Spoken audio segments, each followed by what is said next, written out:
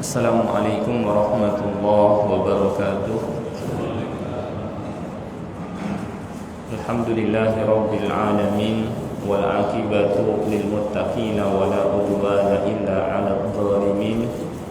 Asyhadu an la ilaha illallah al-malikul haqqul mubin, wa asyhadu anna Muhammadar Rasulullah shadiqul wa'dil amin. Allahumma salli wa sallim ala nabiyyina Muhammad wa ala alihi wa sahbihi ajma'in. Amma ba'd. Pertama kita panjatkan puja dan puji syukur kehadirat Allah Subhanahu wa taala yang terus melimpahkan kepada kita semua, kemudian kita menyempatkan hadir di majelis ilmu atau majelis ta'lim. Salawat dan salam tidak lupa kita sampaikan kepada Nabi kita Nabi Muhammad sallallahu alaihi wasallam, kepada keluarganya, para sahabatnya, dan orang-orang yang mengikutinya hingga hari kiamat. Baik, seperti biasa pada Ahad ba'da subuh terkadang melakukan perjalanan jauh antar satu kota ke kota lain atau antar provinsi misalnya. Yang mana dalam hal ini ada fikih yang perlu kita ketahui, ya.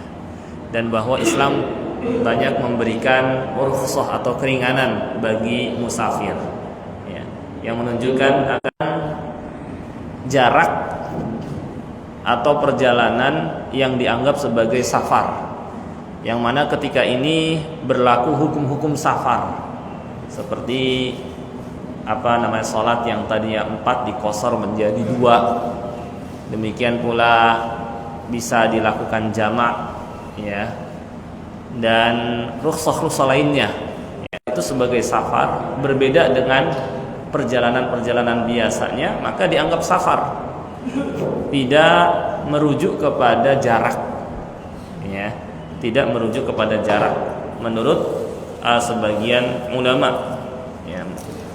Jadi ketika kita menganggap perjalanan tersebut sebagai safar, di luar dari perjalanan-perjalanan kebiasaan masing-masing kita, ya, ada yang tidak terbiasa menentukan ini safar atau tidak, ya, karena ada yang menganggap perjalanan ini masih dekat. Bagi yang lain ini perjalanan masih sudah dianggap jauh, ya. Bingung dan masing-masing punya pandangan berbeda-beda, maka sebagian ulama menggunakan jarak. Seperti mayoritas para ulama atau jumhur, mereka menganggap bahwa perjalanan dianggap safar, yang berlaku hukum-hukum safar apabila perjalanan tersebut jaraknya sudah dengan pendapat ini. Karena terkadang kalau dikembalikan kepada uruf, memang itu pendapat yang rojih juga. Masing-masing orang bingung menentukan ini safar enggak ya, ini safar enggak ya.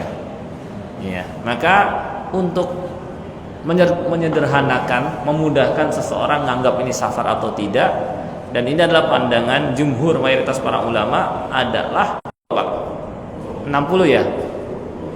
Berapa? 70 atau 60 ya? Maka belum dianggap safar. Tapi kalau umpamanya Jakarta ke Bandung, nah itu safar. Nah ini untuk memudahkan, silahkan ketika kita berpandangan karena kalau sudah di atas 80, rata-rata kita, maksudnya di atas 80 kilo, rata-rata kita nganggap itu sudah perjalanan jauh. Karena uruf juga nganggap bahwa kalau seorang sudah melakukan perjalanan keluar kota, itu sudah dianggap safar. Kalau masih dalam kota, ya itu nggak dianggap safar. Maka kalau umpamanya sudah pindah dari ya istilahnya dari Jakarta atau ke, ya kalau Cirebon ya lumayan jauh misalnya, ya itu sudah jelas dianggap safar, ya. Jadi kalau ingin mudah, ya, perjalanan dianggap safar ketika sudah jaraknya 80 km lebih, ya, 80 km lebih. di bawah itu, maka jelas Pak ya ini ya. Mudah-mudahan jelas. Untuk memudahkan saja, tetapkan misal 80 kilo itu, karena secara uruf itu rata-rata kita nganggap itu sudah safar di atas 80 kilo. Tapi kalau masih di bawah 60 atau 50 ya, maka belum dianggap safar.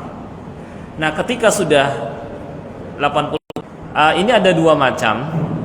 Ketika seorang menempati tempat tinggal aslinya, kampung halaman, ya. Yang kedua, ketika seseorang menempati tempat lain sebagai tempat tinggalnya, dia pindah ke tempat itu dan kemudian menjadikan tempat itu sebagai tempat tinggalnya, ya.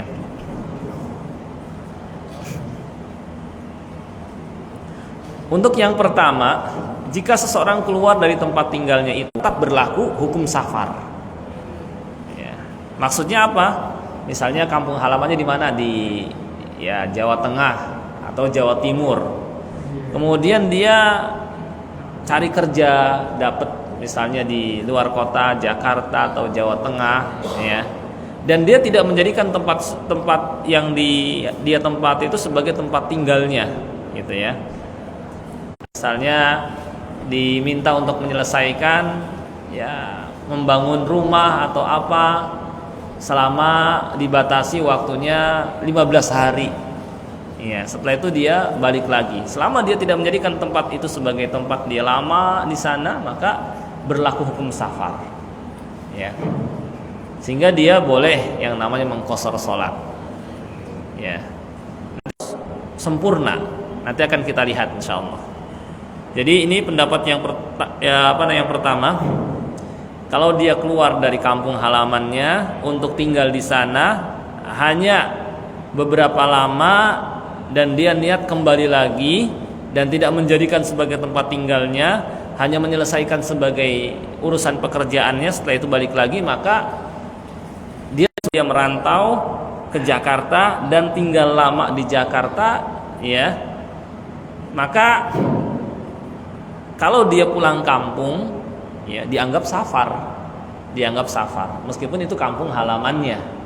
Ya, dia balik ke Jogja hanya sebentar saja, sepekan nengok orang tuanya, maka safar, dianggap safar. Berlaku baginya hukum-hukum safar. Sebagaimana Rasulullah SAW kota sudah tinggal di kampung tempat dia merantau, ya, ke tempat perantauan, tinggal di sana, bangun rumah. Maka kalau dia pulang kampung dianggap musafir, itu maksudnya. Kemudian kalau seseorang punya kampung halaman dan disitulah tempat tinggalnya, dia hanya keluar dinaskah atau ada kerjaan borongankah 20 hari, ya, lebih dari 20 hari, ya, maka dia harus menyempurnakan sholatnya. Kalau kurang dari 20 hari, maka boleh yang 4 jadi 2. Kemudian berlaku hukum-hukum safar lainnya seperti mengusap 2 sepatu, ya, ketik dalam wudu dan seterusnya. Nah ini, ya.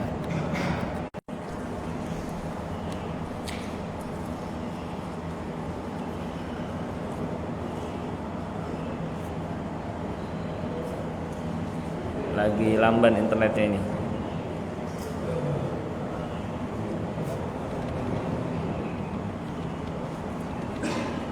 Sekedar kita tahu saja. Nah ya, sahabat, tabi'in dan para imam memperhatikan jarak di mana Rasulullah SAW biasanya mengqashar salat, dan mereka mendapatnya kurang lebih 4 barid atau 48 mil atau 80 km lebih. Nah ini kenapa tadi saya katakan 80 km lebih, gitu ya. Dan mengqashar salat ini berlaku baik dia naik mobil kah, pesawat dari Jakarta ke Bandung cuma 45 menit, ya kan cuma sebentar, masa sih dianggap safar? Ya safar, gitu, dianggap safar, ya, gitu. Nah ini kemudian ada lagi terkait dengan seseorang. Abu Bakar Al-Jazairi mengatakan, kalau nahkoda itu tidak turun dari kapalnya sepanjang tahun, dan kapal itu seakan-akan jadi tempat tinggalnya, maka tidak disunahkan mengqashar sholat, bahkan dia sempurnakan. Karena sama saja dia jadikan kapalnya sebagai tempat tinggalnya. Kalau sampai 6 bulan di kapal, ya, apalagi sampai setahun itu jadi tempat tinggalnya, jangan dia qashar. Perlunya kita istilahnya kayak didampingi, ya istilahnya ustadz atau guru gitu. Ini supaya kita memudahkan mana yang lebih kira-kira lebih tepat, sesuai dan bisa diberlakukan gitu ya, setelah melihat beberapa pendapat yang ada. Kalau kita misalnya sudah terbiasa dengan lamanya ya, berlaku sampai kapan safar itu, kenapa saya mengatakan 20 hari. Ini alasannya supaya kita tahu bahwa kita ini dalam belajar fikih itu ada alasan. Ya, saya sebutkan di sini alasannya dari Ibnu Abbas radhiyallahu anhuma. Ya, ini sebentar koneksinya internetnya agak lolak. Nah, ini kalau nggak di sini aja.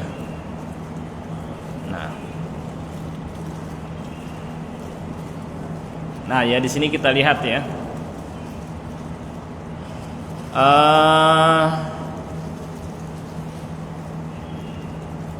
Bagaimana di sini terangkan terkait dengan kapan dia mulai menyempurnakan sholat, ya. Nah tadi kenapa 20 hari di sini ya? Bahwa Rasulullah SAW tinggal di Tabuk selama 20 hari dengan mengqashar sholat dan tidak bersabda kepada umatnya tidak boleh mengqashar sholat jika mukimnya lebih dari itu, ya.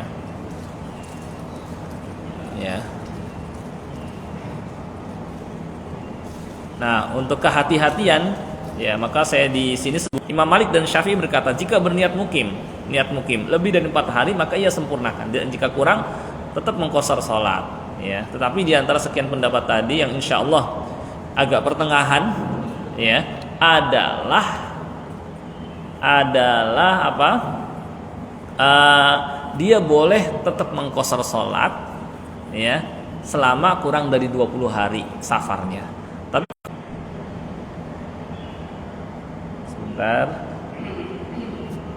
baik, kesimpulan dulu mengenai jarak, intinya adalah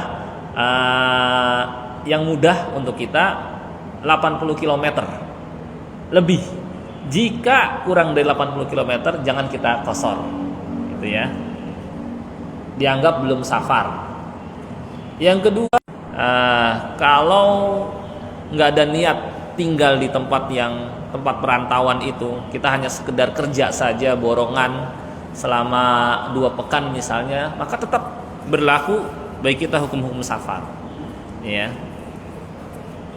Kalau lebih dari 20 hari ya kita sempurnakan. Kemudian kalau kita asalnya istilahnya mulai berlaku hukum safar, ya. Ulama menerangkan bahwa seseorang dianggap, ya, atau mulai berlaku hukum safar adalah ketika berpisah badan dengan bangunan-bangunan kotanya, ya. Jadi gini, kita tinggal di Bekasi, ya, kita mau safar ke Cianjur misalnya, kita berpisah dari kota kita kan masuknya Bekasi, ya, atau kabupaten lah lebih mudahnya, ya. Kita kalau sana kabupaten, di sini kota ya masuknya, ya. Ya, jadi yang mudah saja, yang lebih mencakup kan kabupaten, lebih luas.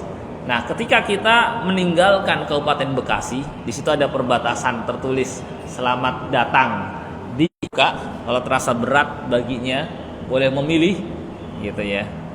Kemudian berlaku hukum-hukum safar lain yang akan diterangkan nanti setelah ini insyaallah. Gitu. Atau kalau kita tinggal di Jakarta, ya, kemudian kita dari Jakarta mau ke ke Purwakarta, ya, itu kan sudah berapa kilo itu? Kalau lihat di map,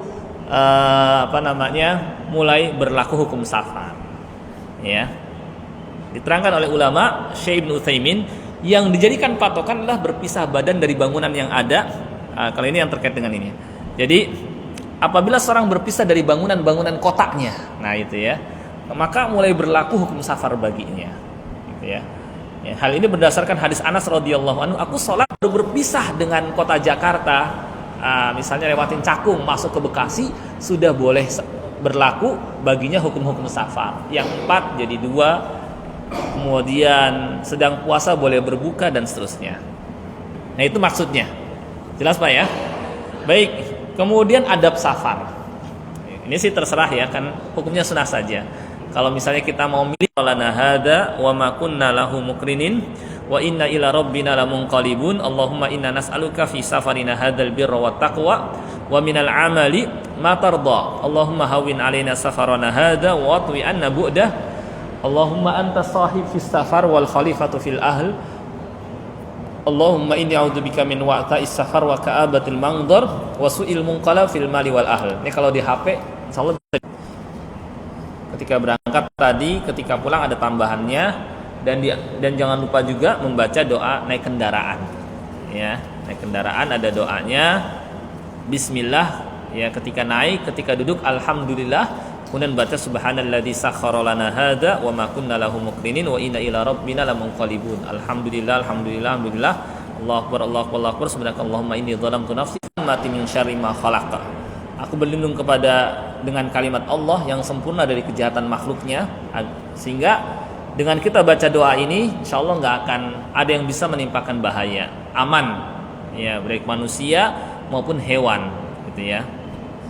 Kemudian ketika perjalanan meninggi ke atas seperti ke puncak misalnya kan meninggi, maka ma adlalna wa rabbar riyah wa ma daraina as'aluka khaira hadhil qarya wa khaira ahliha ya wa khaira ma fiha wa a'udzubika min syarriha wa syarri ahliha wa syarri ma fiha. Ini nanti tinggal baca saja di HP masing-masing, linknya sudah saya kirim ya. Kemudian bagi wanita hendaknya ketika safar ya, di mahram itu siapa ya, mau misalnya suaminya, ayahnya, anaknya yang sudah baligh, saudaranya, atau kerabat lainnya gitu ya. Yang penting syarat mahram ini muslim, laki-laki, baligh dan berakal ya. Kemudian ketika jumlah rombongan ketika safar, maka dianjurkan mengangkat mereka dengan doa ini, astaudikumullah alladzi la tadi'u wada'i'uh, aku titipkan kamu kepada Allah di mana tidak akan sia-sia titipannya. Kemudian bagi keluarga yang ditinggal, kawannya yang ditinggal menjawab dengan doa astaudiullah dinaka wa amanataka wa khawatim amalik gitu ya. Nah ini juga berlaku kita mau umroh misalnya ya, itu kan safarnya udah jelas safar banget subhanalladzi sakhkhara lana hadza dan seterusnya. Kemudian membaca doa safar yang tadi di atas disebutkan, Allahu akbar, Allahu akbar, Allahu akbar, subhanakallahumma inni dzalamtu nafsi faghfirli dan seterusnya ya. Nah kemudian ketika sampai mikot barulah dia meniatkan ihram ya, meniatkan ihram labbaik Allahumma umrah ya. Kemudian terus dia bagi orang yang umroh ya, doa-doanya nggak banyak, yang banyak dia khawatir memberatkan dia gitu ya. Kemudian nah ini sekarang baru rukhsah, keringanan bagi musafir ya, sedikit lagi.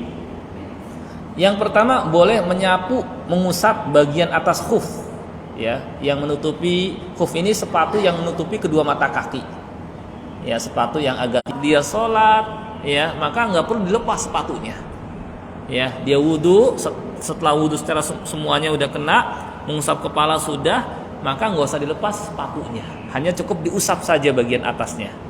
Nah, atasnya, bawahnya nggak usah, cukup sekali usap saja gitu ya. Nah itu namanya mengusap dua sepatu ya, jadi cukup diusap.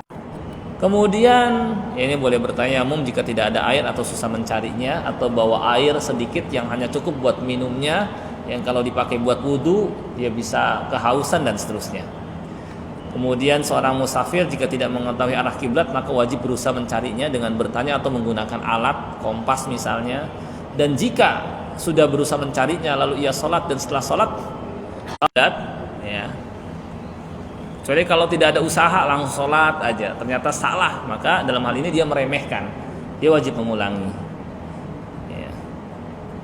Kemudian ketika safar dianjurkan juga ya sholatnya tidak panjang-panjang. Ya, misalnya yang 4 rakaat jadi 2, Isya misalnya dia baca suratnya ya kayak Nabi SAW takfir di belakang imam yang mukim. Ya, imamnya dia 4 rakaat, maka jangan kita sholatnya 2 rakaat. Jadi gini maksudnya, kita perjalanan jauh, berangkat misalnya dari Bekasi ke Cirebon gitu ya. Kita sudah berpisah dengan perbatasan Bekasi, naik mobil misalnya, mampir dulu ke kebaikan. Kita ini lagi safar, kita hanya mengerjakan 2 rakaat, yang 4 jadi 2 ya. Nanti kalau saya salam tambahkan lagi. Nah, itu disampaikan. Ya. Boleh juga, pernah Nabi sallallahu alaihi wasallam, demikian pula Umar bin Khattab ya, ketika menjadi imam sebagai musafir, setelah beliau salam, beliau ingatkan kepada makmumnya, kalian lanjutkan atimu fa inna qaum rakaat. Meskipun kita di rakaat ketiga atau di rakaat kedua, kita baru bergabung, tinggal 2 lagi. Nah, kalau gitu saya sholatnya 2 rakaat saja. Jadi ikut bersama imam, salam, setelah itu saya selesai. Enggak, harus dia tambahkan lagi. Tambahkan 2 lagi, jadi berapa? 4. Karena dia bermakmum kepada seorang boleh memilih, boleh 4, boleh 2. Ya. Ya. Baik, sedikit lagi.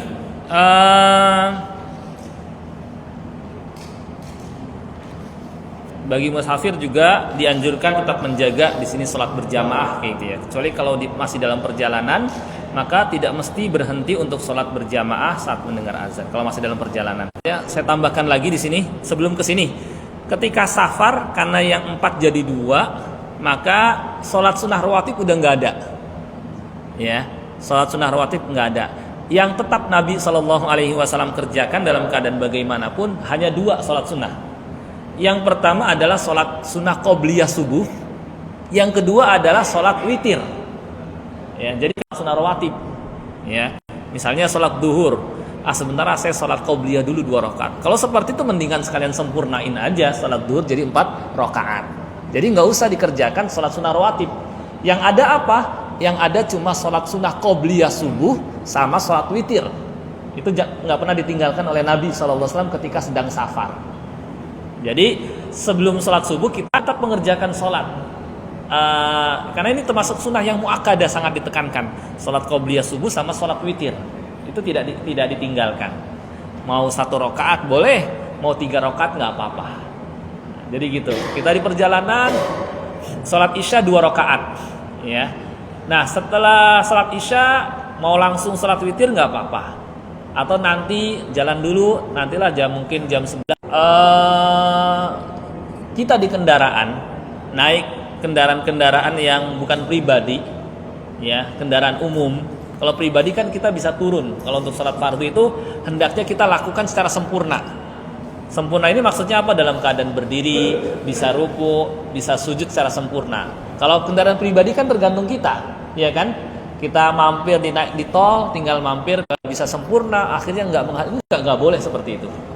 Jadi kalau kita naik kendaraan pribadi, ya, atau kita sebagai penumpang dan kita sebagai kita mesen kendaraan Grab misalnya, ya, kita bisa bebas leluasa kapan berhenti, perjalanan panjang atau nyewa mobil gitu ya, yang lain yang nyetir, kita sebagai penumpangnya, kita suruh, ya, itu yang perlu kita ingat. Kecuali kalau kita di kendaraan yang kita nggak bisa terserah kita, pesawat misalnya, kereta misalnya, kita nggak bisa berhenti dulu, jangan saya mau sholat dulu, nggak bisa. Kita harus ngikutin aturan. Dan dalam keadaan seperti ini, maka kita harus melihat waktu.